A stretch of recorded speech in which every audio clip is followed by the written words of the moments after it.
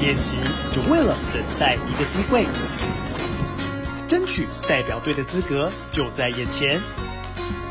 你准备好了吗？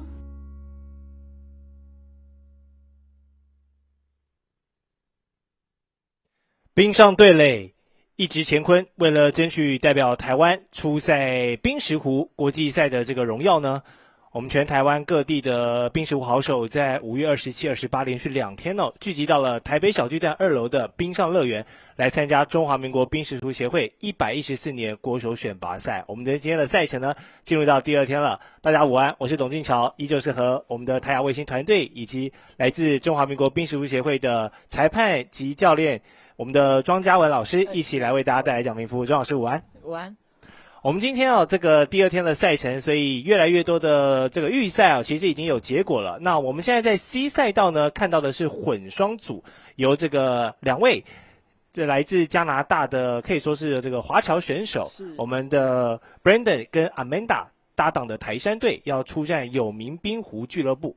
那有名冰湖俱乐部是来自这个新竹 Cooling 的，等于是班底啦。那他们也是一对夫妻档。对。那2支队伍在昨天跟今天的一些这个预赛的成绩也跟观众朋友报告一下。台山队目前是2胜1负。那有名队呢，他们因为第2场的对手这个桃园冰石湖俱乐部，他们是打到一半有退赛的情况，所以他们第2胜等于是不战而胜，所以双方现在都是2胜在手的情况。不过台山队有输掉1场球所以这个组别有5支队伍，他们会持续在下午还有赛程来进行，然后一直要在打完所有的循环之后呢，最后5队里面当然有1队已经退掉了，但是取最好的成绩前2名，然后在今天晚上的8点钟来进行这个决赛。那另外在其他几个组别则是已经决赛的名单甚至是比完了在公开男的部分，决赛在今晚的5点会由台山男子公开组，然后来对上新竹 Cooling， 这是公开男的部分。那在公开女子组的部分呢，因为是今年只有2队报名，所以3战2胜打完，最后是由冰上小女子胜出获得本届可以代表这个代表队的资格，我们也再次恭喜她。好，因为昨天带大家转播的是这个我们在小巨蛋的冰宫，这次大会设置了4条赛道，昨天我们是转播这个 D 赛道，使用的是红色跟黄色的冰壶。那今天我们转移到 C 赛道，因为昨天据说选手的反馈C 赛道的这个冰况好像再更稳定一些。应该是说D 赛道，因为它是比较最外围，那它容易受到一些温度的影响，所以造成冰面的平整度还有就是光滑度其实会受一些影响，所以我们得边边对。然后刚好昨天的有一些球，大概就是选手指出会有一些小弹跳，所以在平整度上面可能还是不是这么的完美，所以我们还是因为进入到总决赛的时候，它其实对这个品质要更好一点。我们希望把赛道的最好品质让选手在决赛或者是第2天的发挥能够更好。好，那在混双昨天也有跟观众朋友介绍过混双是男女搭档，然后第1棒来执第1壶跟第5壶，然后第2棒是投中间的2、3、4壶，然后双方是这个2位选手共执5壶，但是赛前呢，他们可以在场上攻守方都可以先设定一个固定壶的状况，对。所以我们现在看到在大本营里面，2颗比较靠近圆心的是绿壶，所以是有名俱乐部夫妻档现在暂时取得这个牌面上的领先，但因为最后都还有可能会随时变化，对，这冰壶运动有很多的策略在里面。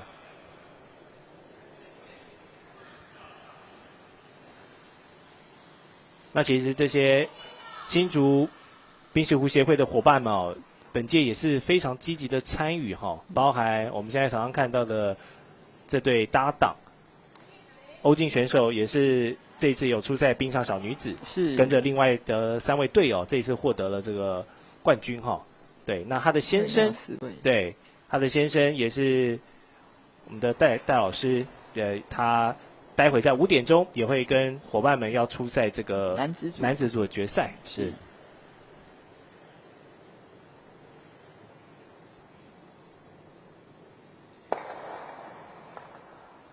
好，那这一壶台山队就把中心点的优势给抢过来了。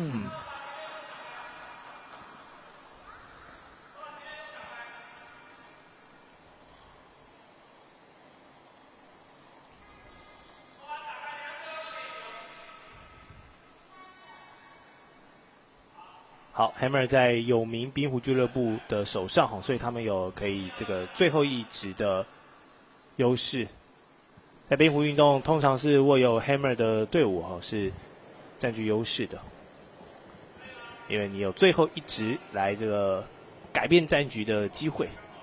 好，看一下这一个撞击，哎呦，把自己的2颗给撞飞，但是大本以内，看起来是台山对，台山在蓝圈右上也还有一颗对，应该是很削边，但是。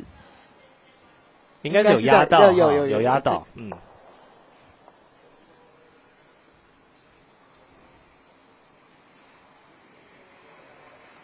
好，所以投完之后，有名这边也稍微讨论一下，待会要怎么来处理因为有最后一球。对，而且台山的球可能是比较刚好是极端的2边。对，那台山现在也还有最后一球的机会，由Amanda。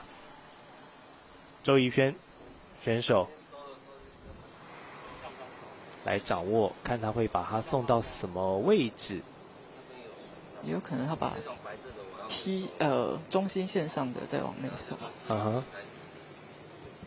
好，路径有一点左偏，所以最后是哇，比较可惜，哎呀。把自己这个底尾的那一颗给撞掉了，所以现在台山只剩下右上角这一颗那有名的最后这一颗 Hammer 球其实就有蛮多操作的空间了。他只要打的比右上这一颗台山队的压线球还要更靠近中心，一点点就好。那么第1局就可以抢走胜利。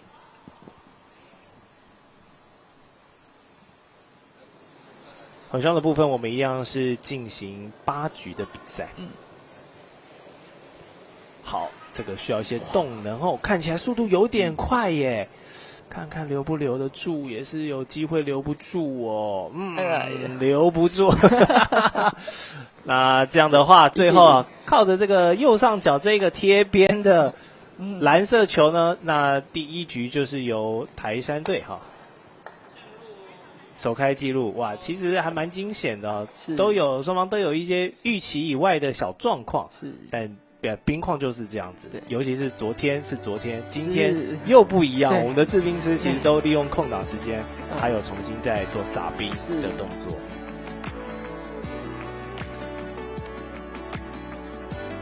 好，刚才双方在红圈这边其实有一个很靠近的攻防，对。但是被戴老师那一球强力全部给清空，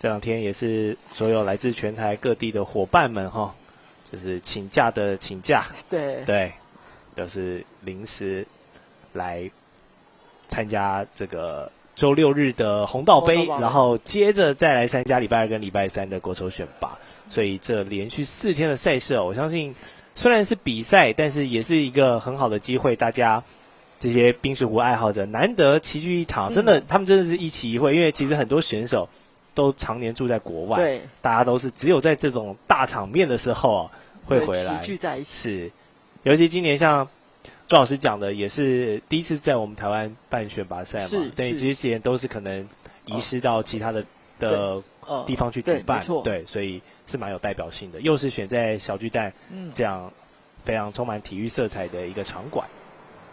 旁边间的场馆也是很持续热闹，在进行这个双北世壮运的比赛。我刚才过来的时候看到还蛮多东南亚的选手哦，我看到一些泰国跟印尼的选手，对，但我不清楚他们是比什么，但大家的脸上充满着笑容。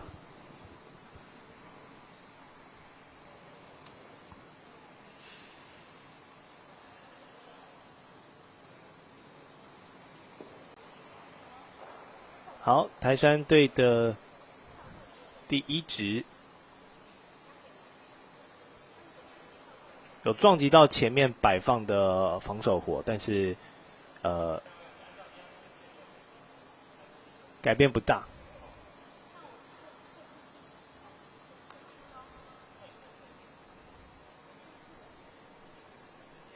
欧锦选手，他的工作是美容师哦，是，就做一些美甲，然后接睫毛，是。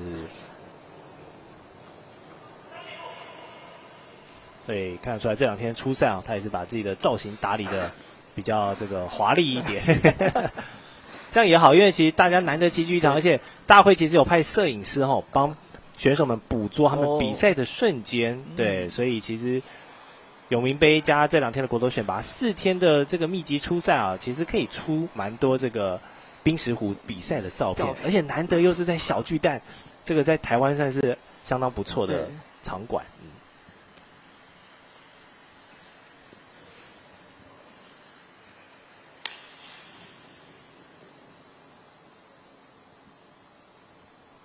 好，现在台山队要寻求制造一颗威胁湖的机会，由我们 Brandon 老师来发动。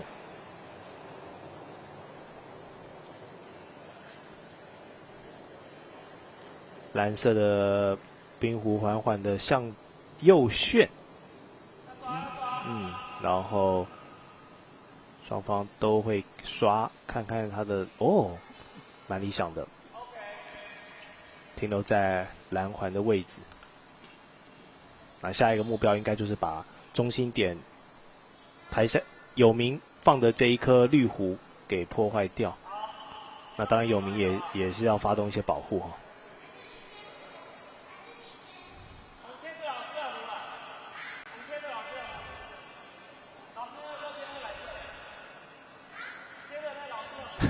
他要打中间的。对，他要贴那一颗。那夫妻档一起来出赛，好默契，沟通各方面应该也是比较没有问题。刚刚看他们，观众朋友不要看这个摄影机的距离好像很近哦，其实如果你到现场的话，其实距离是蛮远的，是有一段距离的。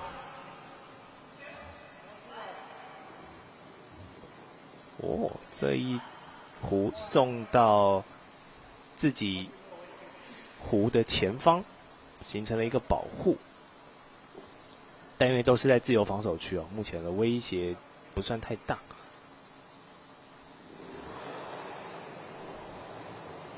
好，刘柏凯选手，看看他的第2壶，刚才打一个右，现在打一个左，绕过自己的湖之后，哇，这个刹不住车，出去了。但他左右开弓一左一右都可以投得到。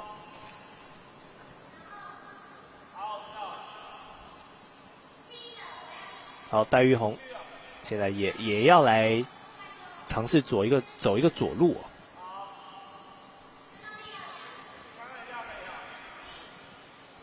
也曾经担任过中华民国冰石湖协会的秘书长，所以他不止自己从事冰石湖，他其实对于整个冰石湖的行政然后包含这个在他们新竹、桃园这种地方性的活动参与，其实都还蛮热衷的哇，这个太轻，他的太太帮他刷，但是也没有办法刷到这个有效区域对，保留一点体力。好，我们换策略了呢。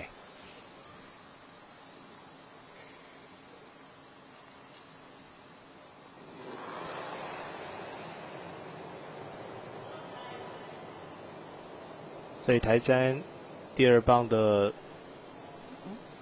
Brandon 选手刚才一左一右之后，现在走一个中线哦。好，把前方的障碍给清开之后，可以对中线的绿湖做进攻了。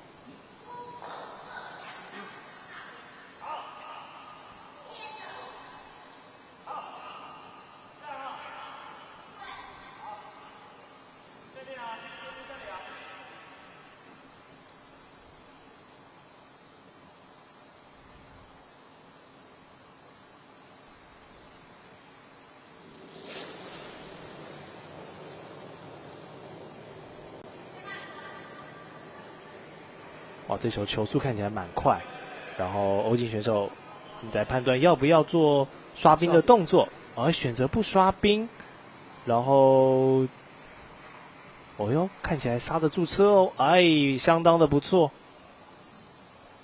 这一壶又送到了中心区哈，那这样子，台山如果要破坏的话，等于是又增加了一个目标要破坏，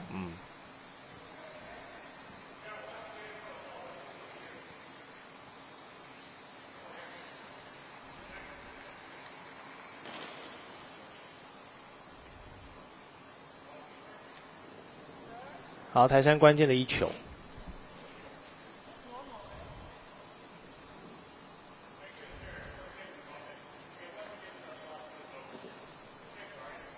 也是为了这一次的赛事，这一组搭档刘柏凯跟周逸轩啊，从加拿大温哥华飞回来台湾。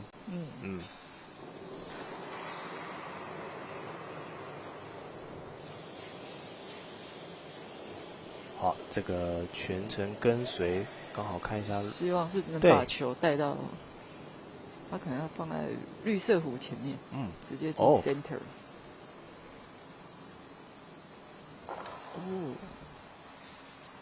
来看一下位置，哇哦，推开，但是目前更靠近一点的还是左方的这一颗绿湖。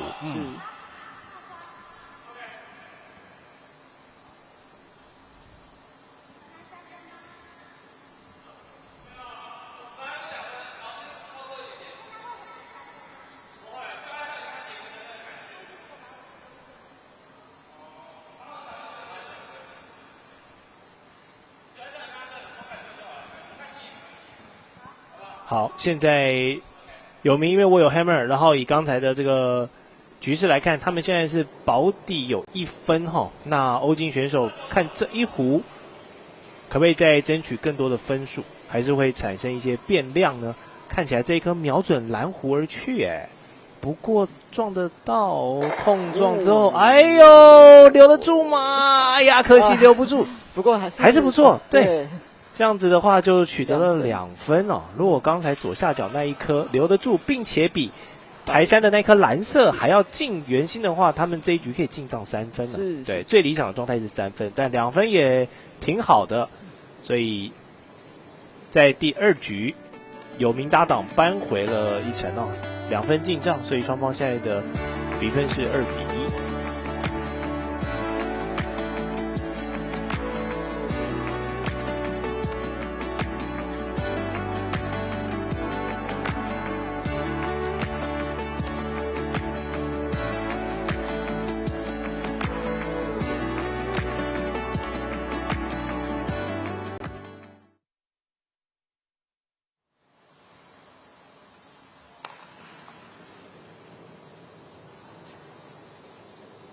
台山队2位吕家的这个华侨选手 Brandon 跟 Amanda 的组合，以及劝跟丽、志伟跟明杰哦，对，以及桃园滑冰运动世界。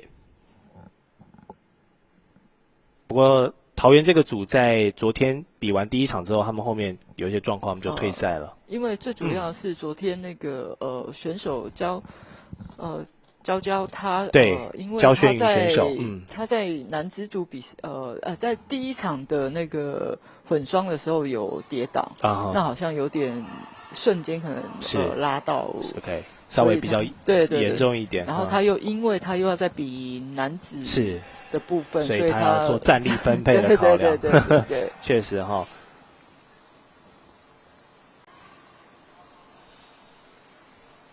这次初赛除了我们看到台山队的 Brandon 跟 Amanda， 他们是大概就是混双专项之外，其实里面蛮多选手都是又要比混双，又要比男子跟女子，包含有名他们就是这样的状况啊，所以保留体力跟保留战力也是一种考量。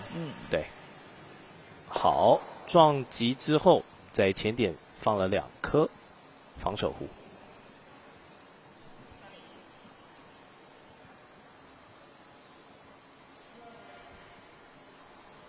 好，不然教练立刻要求把中路给清除掉。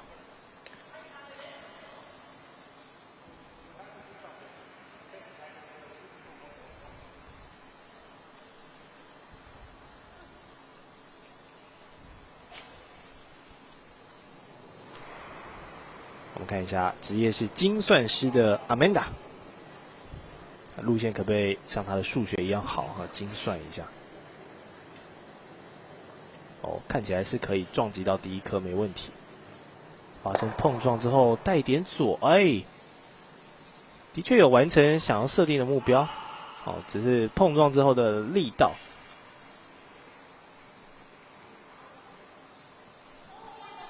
比较轻巧一点，所以把1颗绿弧带到了大本营。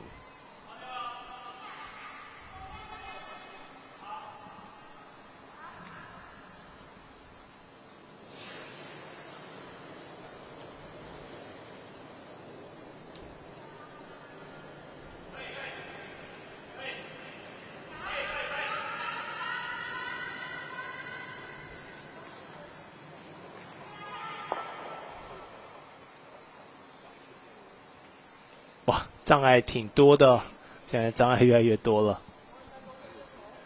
不过这一局的局势是在台山这边，他们现在中心湖之外，还有Hammer 的这个优势，所以目前在自由防守区这边累积了越来越多的弧。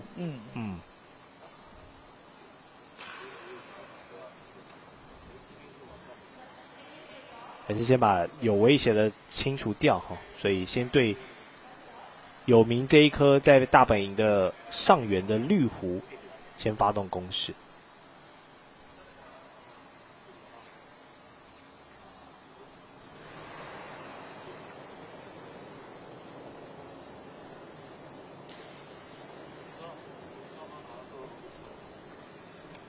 逆时针带左旋。好，哇，轻柔的贴在一个弧的旁边哈 ，freeze 打了一个 freeze 的弧。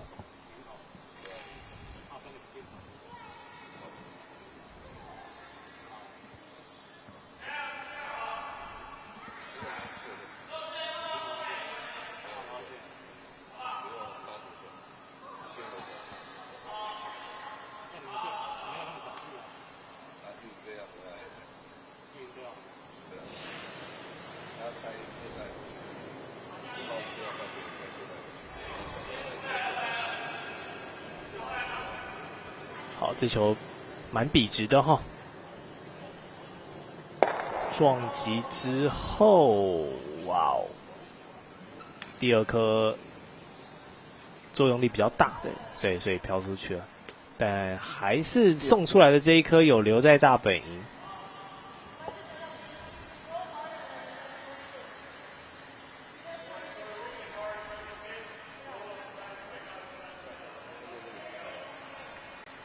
现在场上大概分成3个集团哈，左边这2颗靠得比较近，右边这2颗靠得比较远，以及这个大本营里面的2颗都是一蓝一绿的这样的一个状况，所以球的落点、弧的落点现在大概形成3个集团。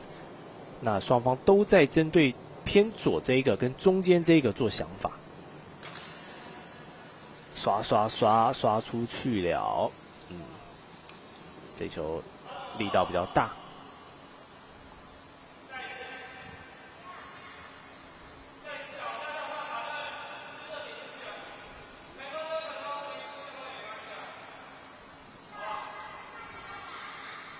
好，戴老师还是决定要再做跟刚才一样的一个进攻，就是利用 kiss 的方式哦，把自己的把这一颗中心弧去做推，等于是第二波撞击的攻势，看可不可以把台山队的中间的那一颗给打掉。这样他们的攻势哦，就是又带进攻之外哦，又可以有几率把自己的弧接下来大本营。不过路线稍微偏差一点，跟刚才 Brandon 教练的那一颗有一点像哦，都是从左边这样子溜出了场外。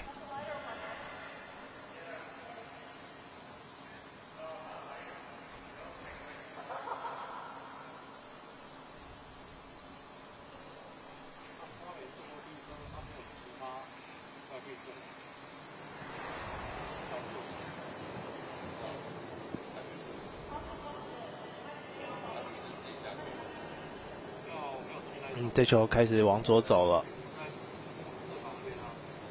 看起来应该可以轻轻削到，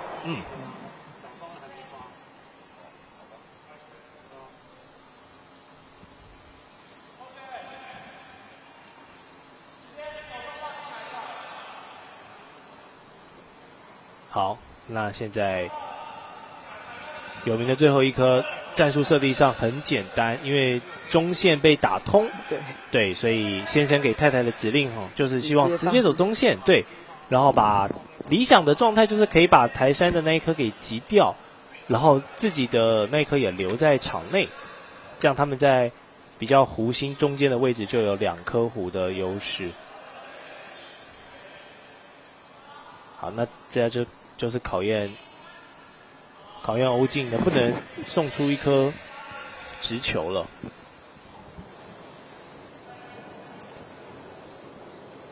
好，送的时候有带一点手腕的推，但目前镜头上看起来是往左带了。左，然后敲到之后再一个反弹，哇，这样子出现了变数了哈。来，我们透过刚才的镜头再看一下，他是先撞到自己前方之后发生了一个偏移之后啊，把自己在白圈的这一颗给打掉了，然后反弹之后也没有留在大本营内。那台山的这一颗 hammer 就很舒服了，因为现在大本营已经有两分的保底，所以如果这一颗进去的话，哇，那这一局就可以拿下3分的大局哦。但是现在阿曼达这一颗速度带得很柔，本人教练用力刷，但是刷得进去吗？这是考验刷兵手的一球啊，差一些，看起来大概12、13公分，但2分进账，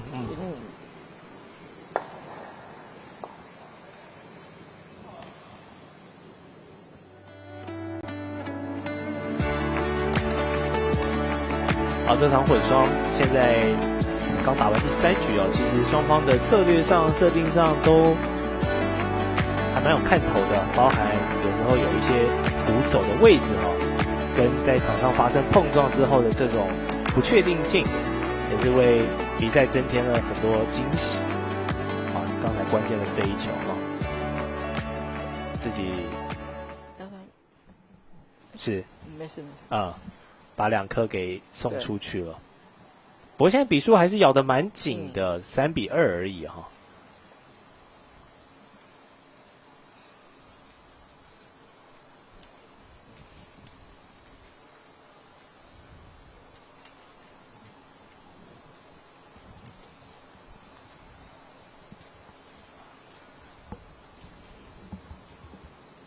在这一场比赛结束之后，台山可以稍作休息，然后在下午有明这边还会继续要来出赛混双的圈跟力这个组合，然后等下午2点30分这个场次打完，混双组才可以确认所有的这个对战成绩，然后取这个分数最好的前2晋级到晚间的决赛。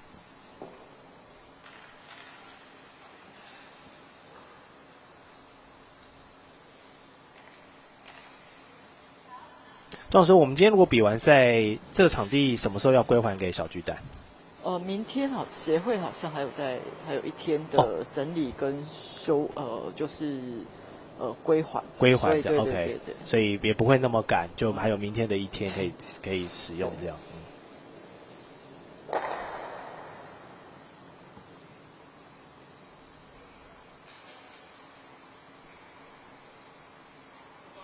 好，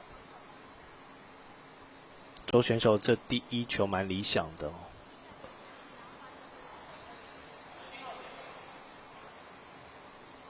把自己前方的 guard 送到了右方的大本营。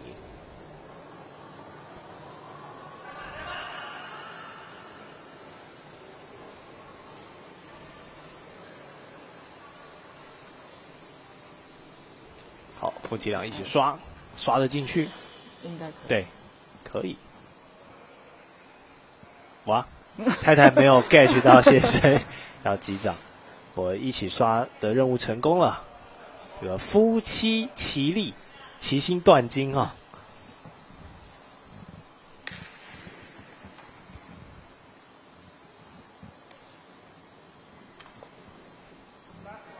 不过现在场上的湖的落点比较这个天女散花式，对，左一颗右一颗的，还没有形成一个集中的集团，所以现在也还在做局的阶段呢。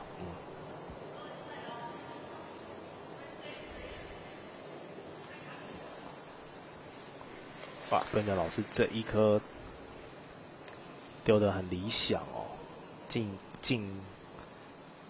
圈的速度、力道各方面，好的，把中心位置的主动权给抢了过来。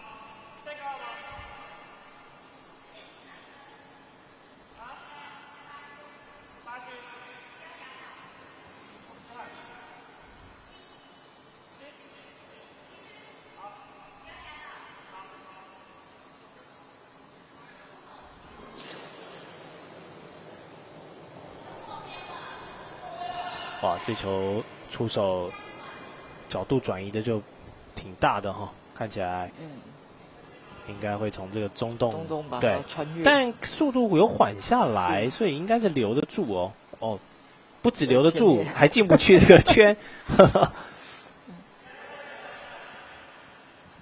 所以有时候湖有没有刷也会影响到他最后的落点。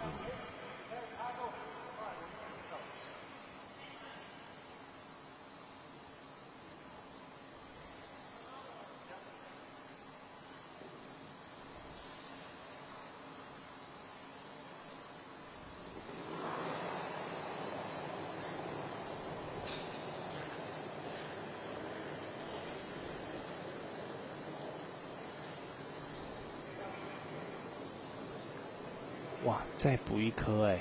没有，他应该会出去，顺便把绿色带出去。哇哦，好，完成了一个 peel， 把对方的湖跟自己的攻击湖一起送出去。那现在场内又是台山队的优势了，他们有2湖。好，戴老师这一颗就要攻击到喽，不然在湖的数量上就会比较捉襟见肘一点。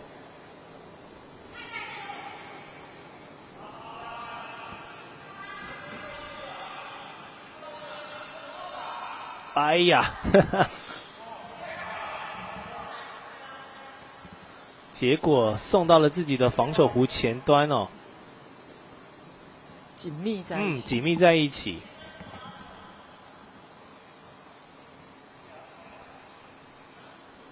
双方第4局的较量哈，送的位置就比较落差就比较大了，所以感觉是各投各的，对，没有彼此之间的攻防哦，比较没有那么的明确。台山就是不断靠着 Brandon 老师这种慢速但是落点好的湖哈，持续的在送得分湖进去圈内的尝试。是，你看他左送一颗，中间一颗，现在这颗想送到右边，但是力道偏软一些。那有名组合当然就是持续想要在左边这边有想法，对。但也因为这两壶的距离分得比较远，然后再加上出手的稳定性也不一定每一次都能保证你想要的理想结果。哇，这一壶速度很快呀，偏右带走了。哇，这样子戴老师的3壶左右各出了一个，然后呢，另外一壶就形成了 double guard 的状况。那这个生杀大权又是交给他的太太欧静，待会的 Hammer 来发挥了。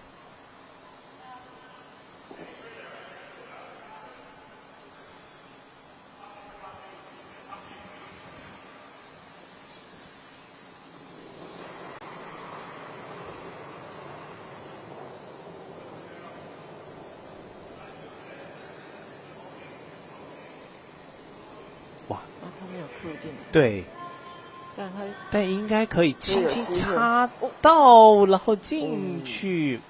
哦哟，漂亮漂亮啊！靠打反弹哦。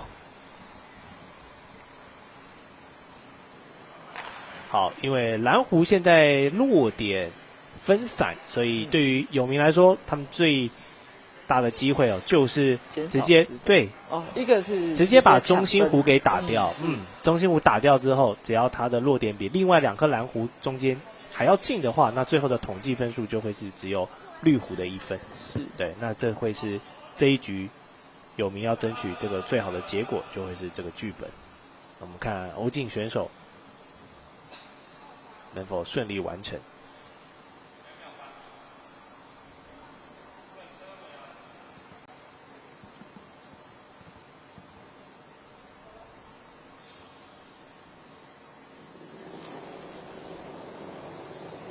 他出手挺快的，有些选手会滑行一下再 release， 对，但他的出手挺快。但目前看起来，哇，路线偏右，哇，看起来是出去，其实蛮近的，其实蛮接近的，对，但有时候距离很远，就跟你打保龄球一样，你出手的时候，它随着时间对越转越大，哇，那这样子。台山这一局就获得了一个3分的大局喽。好，双方第4局打完会进入到一个短休息，大概5分钟，我们也场地稍作整理，待会再回到国手选拔赛的现场。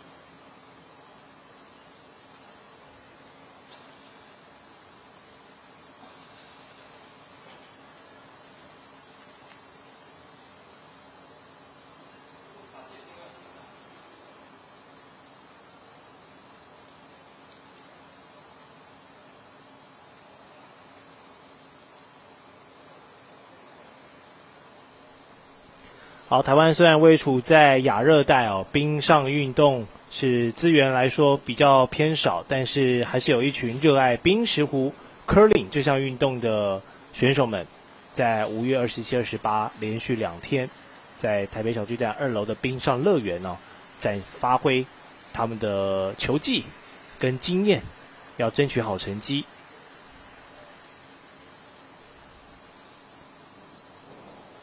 本届获胜的3项赛事，男子公开、女子公开以及混双的第1名，可以获得代表国家代表队的殊荣。我们现在看到的是混合双人组的预赛，本届有5支队伍报名，打完单循环之后会取分数前2的2队来晋级。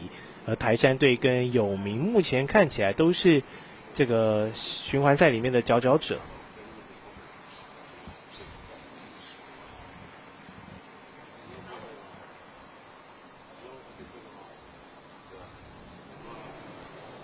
靠着刚才第4局的那个3分大局哈，现在台山6比2，哇！戴老师把外套都脱了。这个热身热开了哈，对。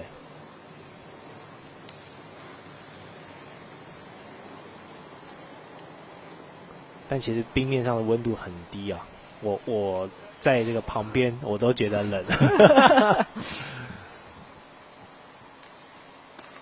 待会有空档的时候，可以去冰面上站一下，感受一下。但一般的鞋子不能进去，对不对？是不是要套一个东西才可以？套。胶鞋套是怕滑倒怕滑。对，我就说，就如果以一般的鞋面踩进去的，踩进去踩在旁边可能还可以，还可以。对。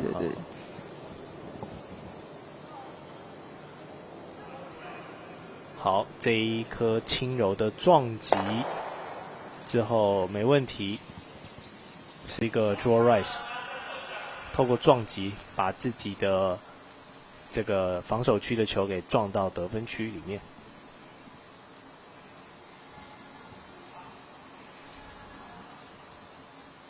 哦，这么前面哈，这边想要射一颗防守球。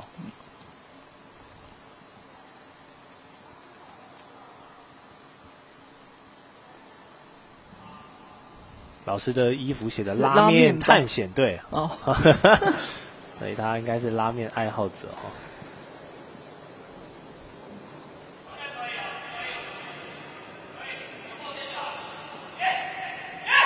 哦，看起来蛮理想的。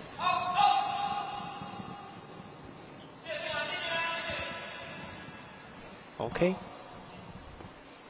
虽然路线带一点偏左，但也就设定到一定程度的防守用途啊。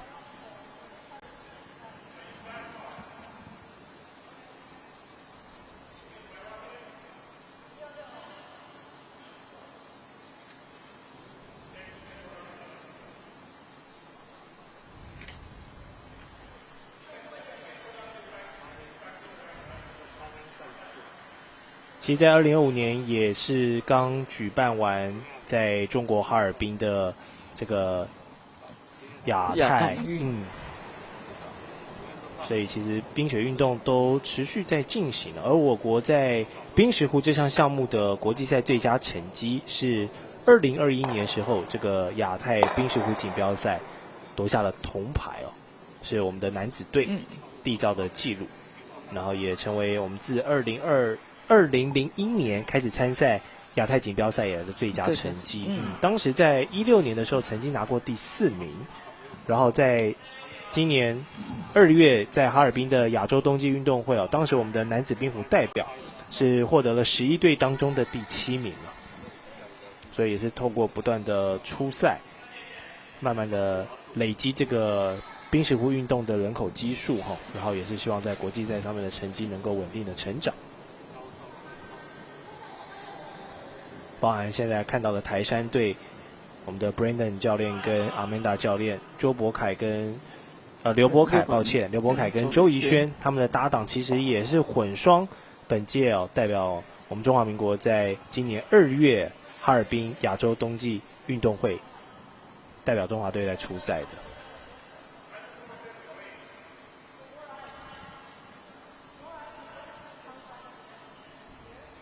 这项源自于苏格兰的古老运动其实历史也非常悠久了。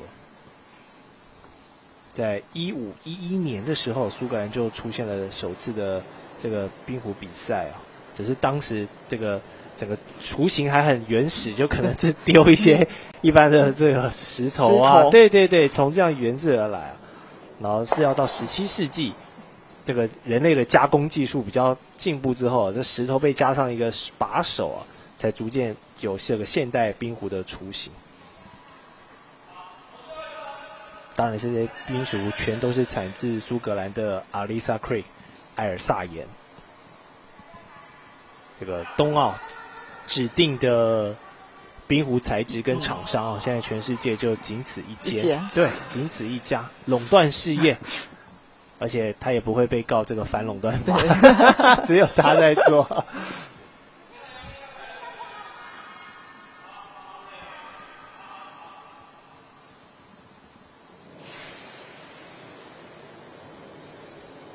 哇，这球投的速度又快又带旋，应该会对这个蓝湖造成一个强势的撞击。转自己也转出去了。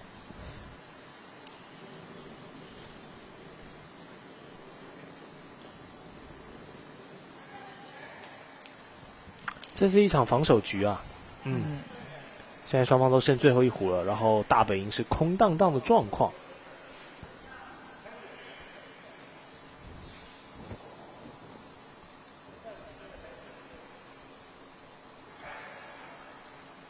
所以以台山来讲，他们要把握机会现在有4分的领先。阿曼达这一颗能够丢到中心点的话，就能够争取还有得分的机会。但看起来现在偏左，而且偏左蛮多的，进得去吗？也是有机会进去耶！哇，好。进来了大本营，而且是一个不太好进攻的位置，他不走寻常路对，不走中间。那有明这边的操作模式其实也挺多，看直接进。对，戴玉人选手现在溜回去跟太太比较近距离的讨论，确保这个资讯无误。有时候2个人远远的喊，虽然听得到，但可能还是怕有一些这个认知上的分歧。但也有可能是玉红要直接回来帮他一路刷。没错没错，也是有这样的可能的设定。因为混双因为这个人力比较吃紧一点不太像我们看男子跟女子，就是投掷手一投出去之后，会有2名刷冰手全程帮你服务对，你要么就自己刷，要么就是队友要从那个大本营那边溜回来帮你刷，所以刷冰的强度来讲，混双是会比较弱一些，但看起来是要帮忙。但是赛道先这球投的挺用力的，轻插之后往左右两边弹射，那没办法就对1分。靠着阿曼达刚才那一颗偏左的不走寻常路的弧线球，那偷偷藏了一颗，这样子台山队再加1分，他们领先这样持续扩大，随着局数越来越吃紧，那夫妻档要追起来就会比较辛苦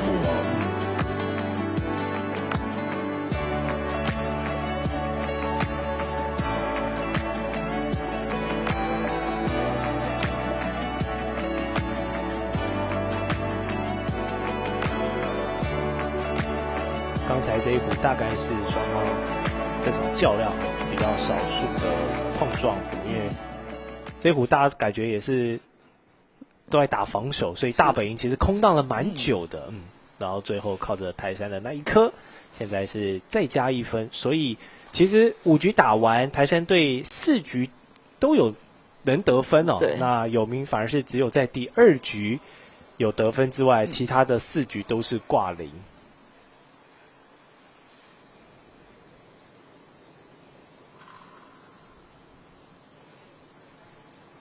哦，他要做一个强势攻击。对，这边跟刚才不一样哈。观众朋友刚刚看是设定是在中线，比较这个 normal 的方式，但我们现在选手把它设定到左边，对，这是 power play。我们昨天在转播其实也有看到，在比赛的比较后期的时候哈，就会有一些战术上比较更多的变化。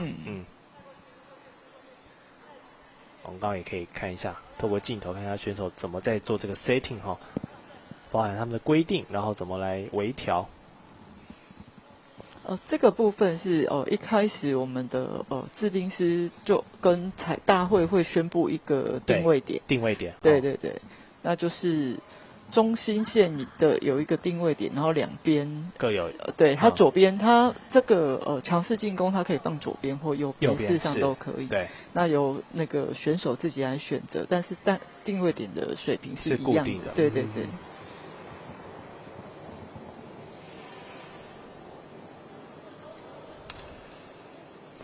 好，阿美达选手现在是丢这种大角度丢上瘾了。刚才左边，现在这边右边也来一颗，但是留不住。哇，最后速度还是带快一些。但打这种埋得很藏得很深的这种边边角角，确实不好处理。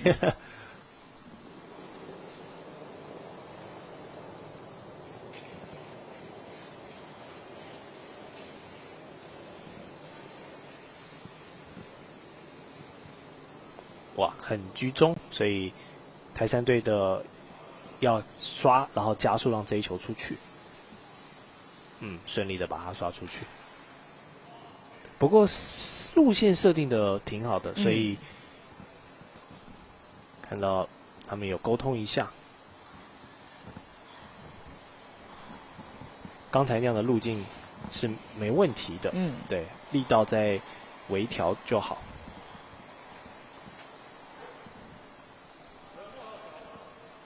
好，这一回合第一棒都是女子选手，所以他们在投完第一壶之后，就要等待最后的一壶，负责第一壶跟第5壶，开局跟结束。对，那中间3壶就由男子选手来操刀。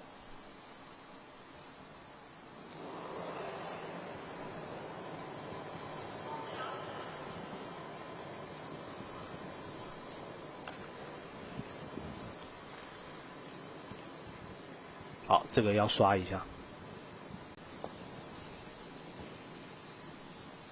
哇，精彩的一支啊！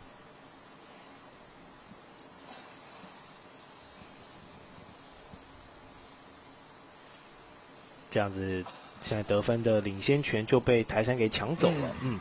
因为距离是比有名那一颗固定壶更接近的。对。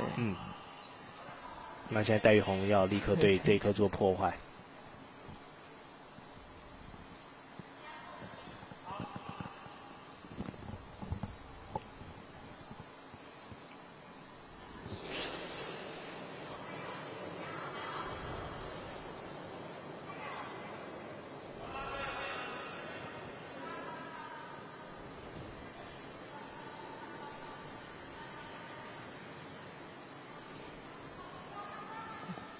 刷一下，轻轻带一下，哇！但是路线跟位置对很不错，很不错，对，是有在往那一颗蓝湖做移动的。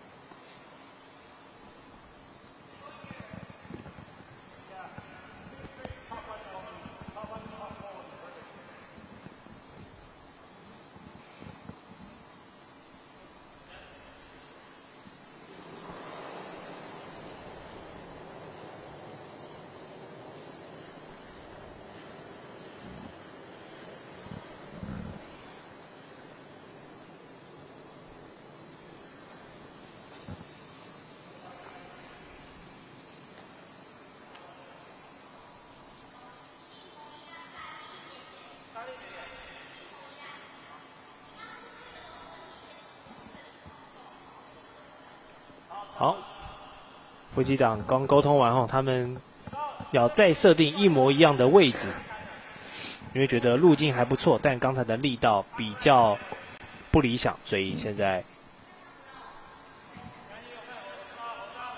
白宇红选手要来再次做第2颗的尝试，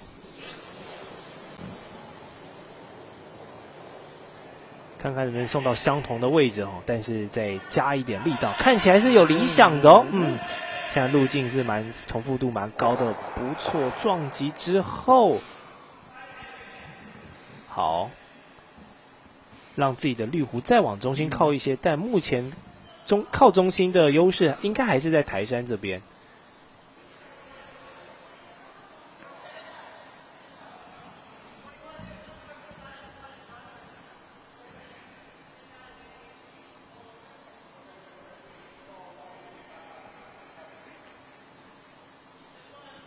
好厉害哦！他们讲话声音不大，但他们都听得到对方在讲什么，我觉得蛮厉害的。这是默契。对，我也觉得可能是一种默契，哈哈。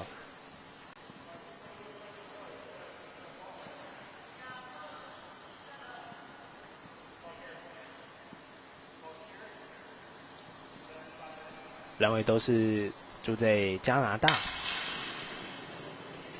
的华侨。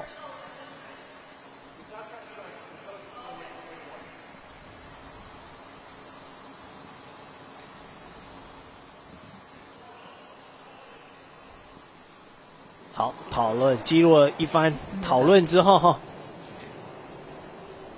，Brandon 选手关键的一指，哇，看起来感觉是要轻轻点自己的那一颗吗？但是从中间进去，从中间进去，但哇，力道浅了一些，但也是另外一个防守，也可以有一定程度保护现在自己的那一颗位置好，这里戴老师坚持一样的路线，他要3进3出。刚才第1颗浅了哈，第2颗有顺利打到，现在第3颗他要再加大力道。一样的位置，3颗射底，3颗弧连续都丢这样的路径。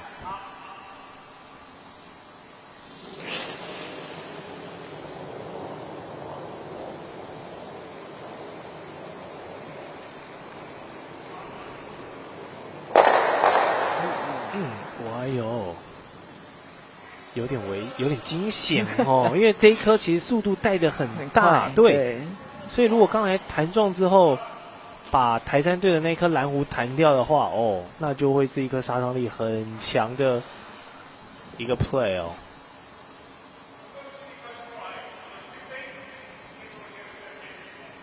所以刚才的那一颗其实真的 guard 有做到它的保护功用，那 Brandon 应该是建议Amanda是不是也再多保护一下？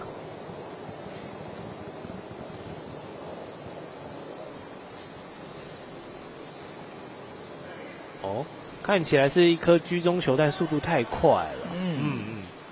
哇，这颗真的是对丢得非常的红中啊，就是中心点的位置。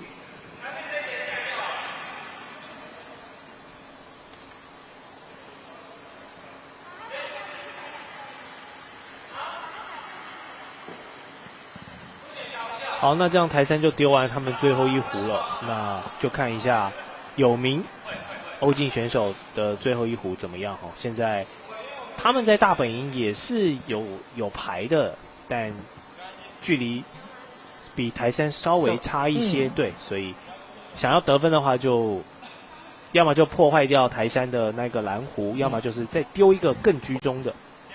不过在稍早我们有看到欧进选手就是尝试丢这个居中弧，而且执行力是成功的，所以他今天的手感是有机会完成的。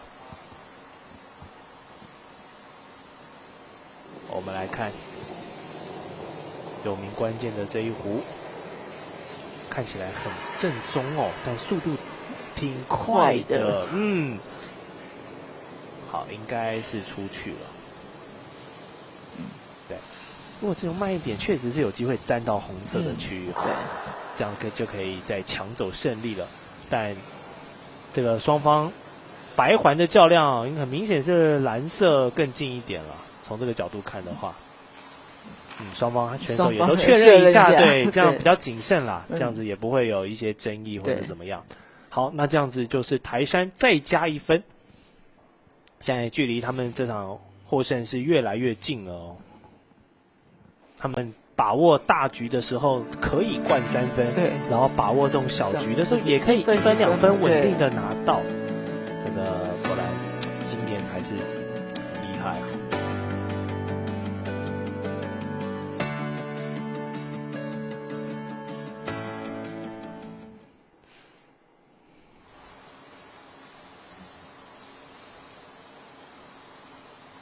好，所以第6局打完，看起来双方是8比2嘛，8比2，应该是大家其实这个时候还是有机会啊，大家不会轻易的放弃。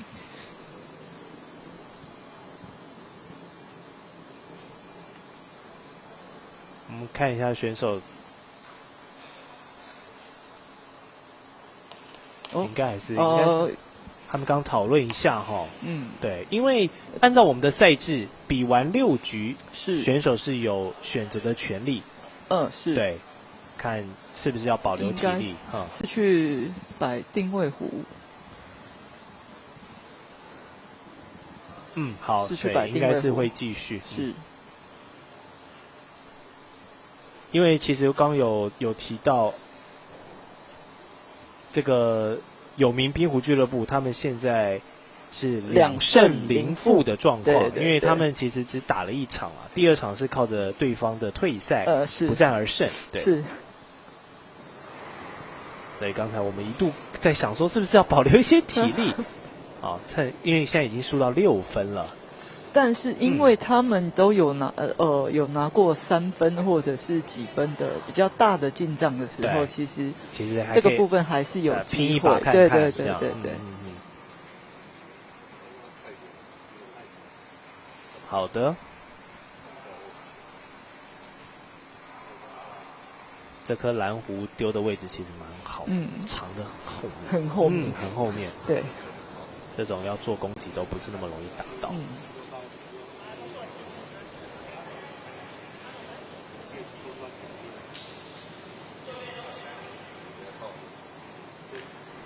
哇，这一壶没有办法进入到有效区。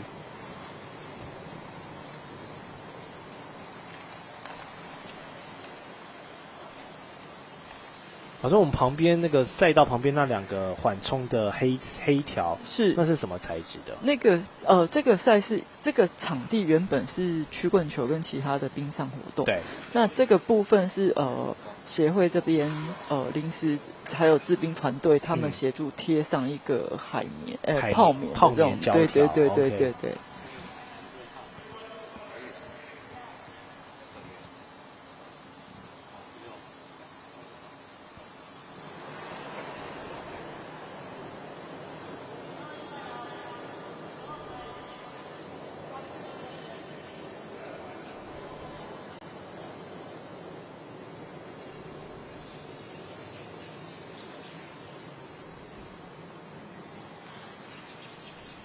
哇，现在台山队的执行力很高啊，前2壶都丢到了，就直接送到大本。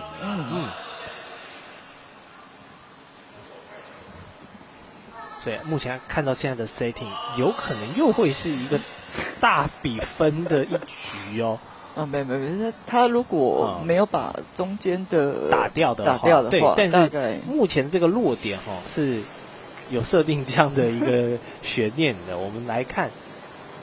有名现在要怎么化解？现在台山不断的在这个环内里面塞棋子。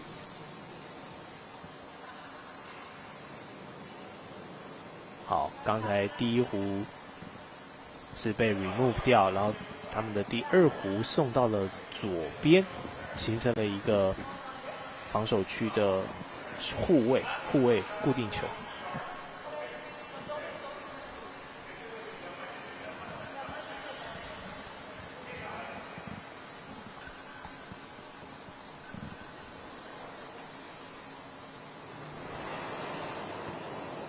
好，看一下 Brenda 老师会不会趁着现在手感正热哈，再把它送一颗。对，再送一颗。哇，这颗很居中，应该会完成一个碰撞。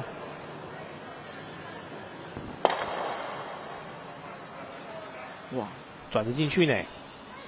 而且有吗？我待会这个应该可能没有到啊，没有到。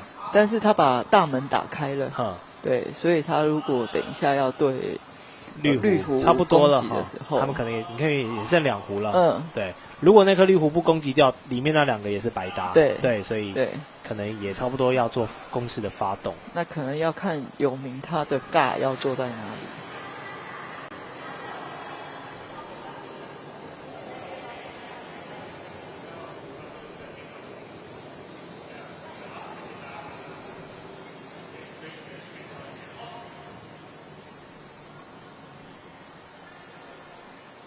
好，做了一个偏左的 guard。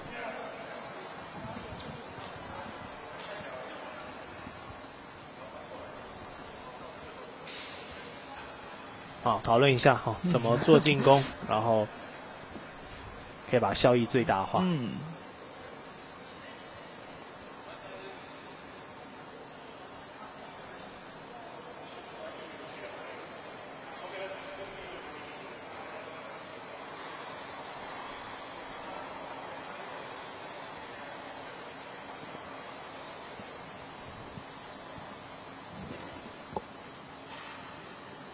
好，阿曼达利用冰刷帮忙引导一下位置哈，这样子投掷手在丢壶的时候比较视觉上会比较清楚的定位点。对，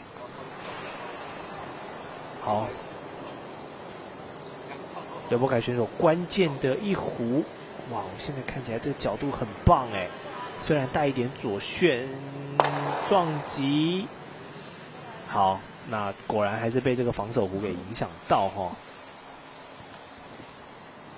不然刚才出手的那个小角度其实蛮理想的。他帮下一个队友再清开，对，也只能这样，对，因为台山是还有2壶哦。刚才 Brandon 教练投完之后，待会 Amanda 还有最后1壶的机会，对。那因为有名有 hammer 哦，所以他们现在也要想办法尽量守住这个优势，而且他们落后分差是比较大的，对，所以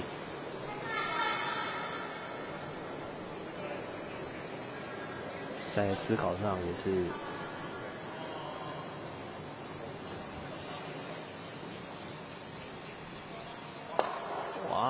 哇哦，沾到了！好了，那就是考验阿曼达选手了。对，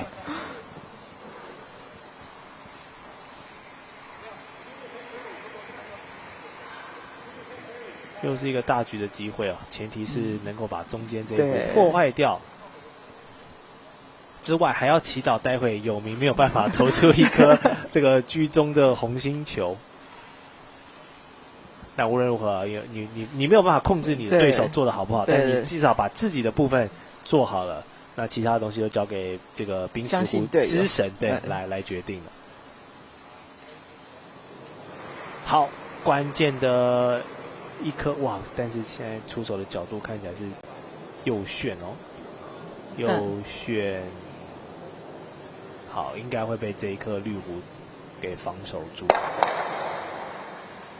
哇哦，还把绿壶往送，哇哦，那双方现在互相助攻，现在变得有名有2分了。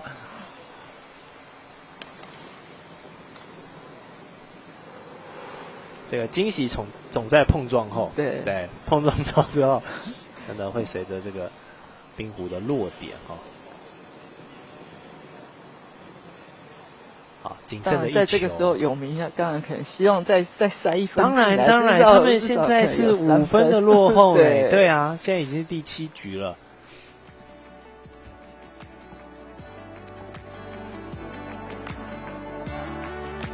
因为2队都是2胜在手，基本上你只要能拿下第3胜，你就保底有你就保底有晋级决赛的资格了。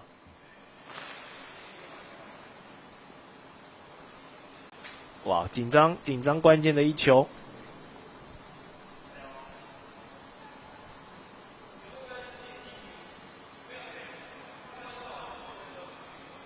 但后方的时间还有5分多钟哈，这样子打到第7局，这样子算充裕吗？算非常充裕，那完全没有问题。对，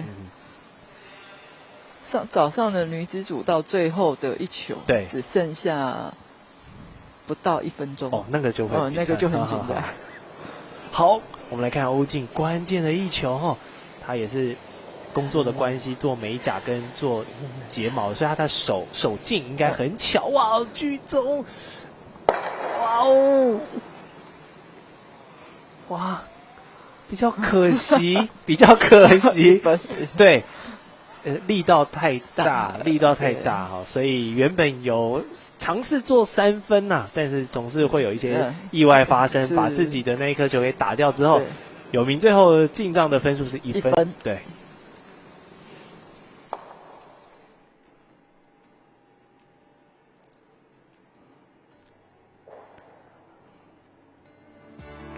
好，我们再来回顾刚才第7回合的一些精彩好球。虽然双方都有在发生碰撞之后，帮对方另类助攻的情况。你看，像这一颗蓝湖，就是在碰撞之后，把绿湖又塞到了这个潜在得分区。最后的关键这一球，欧静选手这一颗，哇，力道太大，把后方那一颗直接送出去之外他自己落滚的位置也比这个最靠近的蓝湖要远了，所以就不能算得分这样子。好，那双方带着5分之差，要进入到现在应该是换台山，换台山选择 Power Play 的。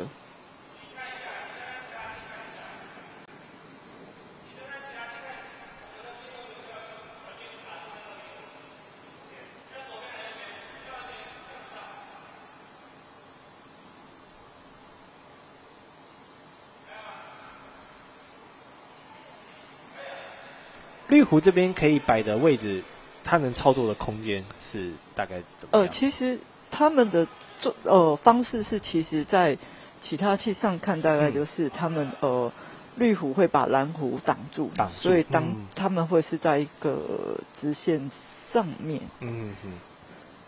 但实际上是稍微有一点点弧度这样子，对。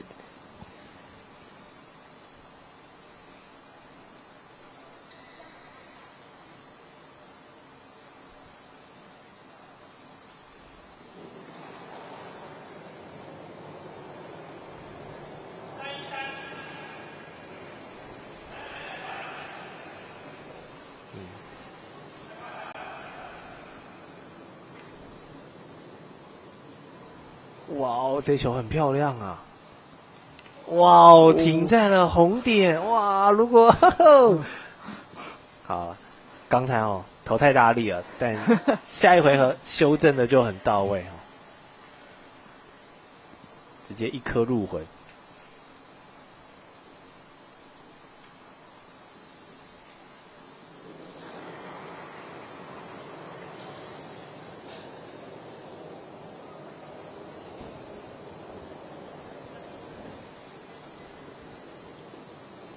哇，阿米娜这一颗还击也是很精彩，没错，位置超正，哇，这是一个精彩的。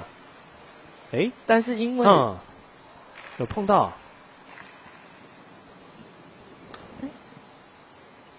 我们可能要看镜头的一些状况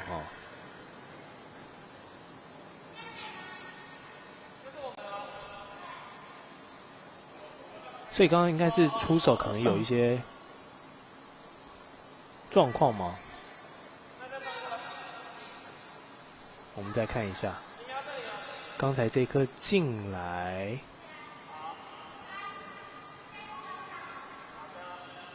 然后Brennan教练就直接去调整位置了。对，他有一个是。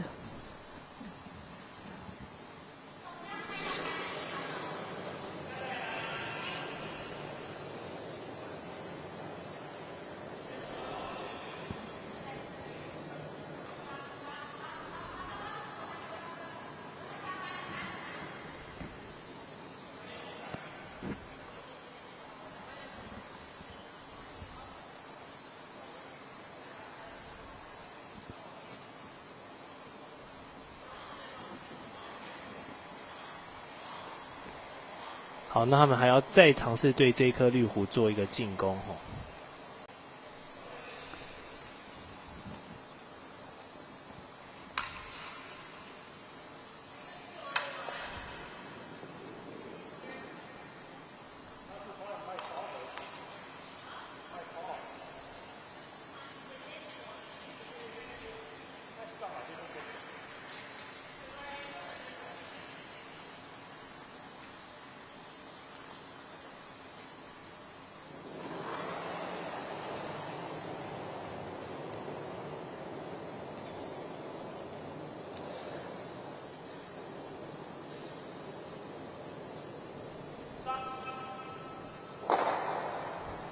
好，是一个 peel， 把2颗都送出去了。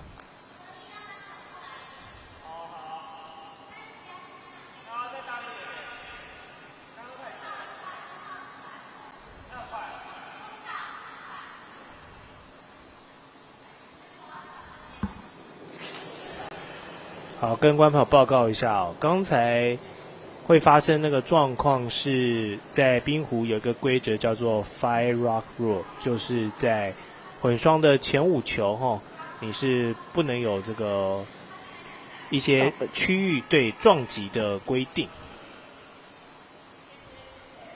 所以刚才 Amanda 选手的那一球，他是要设定那个位置哦，但他可能是没有要设定撞击，所以在撞击的瞬间就犯规了，所以Brennan 教练才会把他的位置给归位。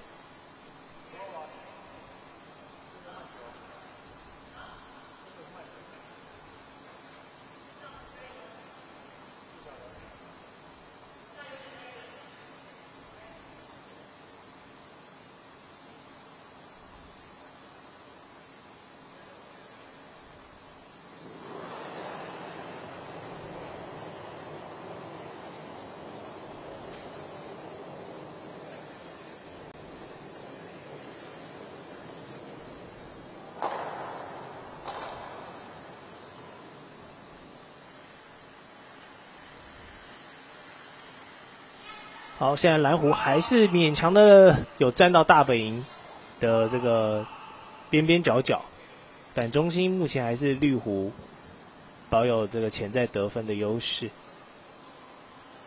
那因为双方是5分的分差，所以有名即便最后的2壶也全都送到中心区，并且获得了这一局的分数，在最后的结果上，还是没有办法击败台山队。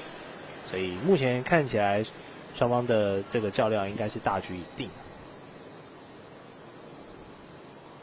好，这个看起来是远了。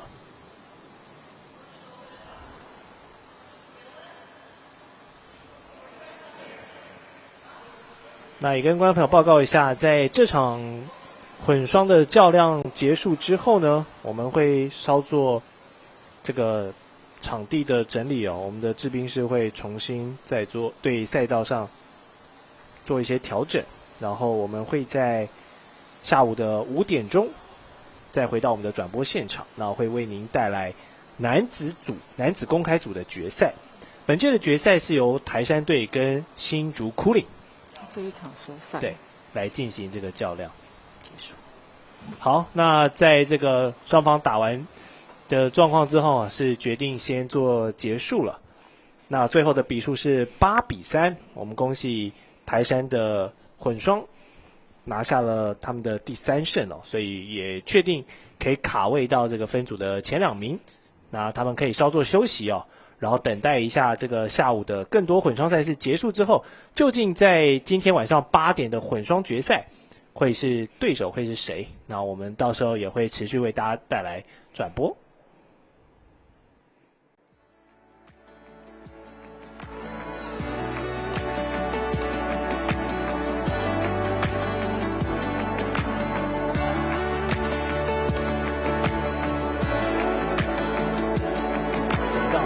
中华民国冰雪协会114年国家代表队选拔赛的转播现场。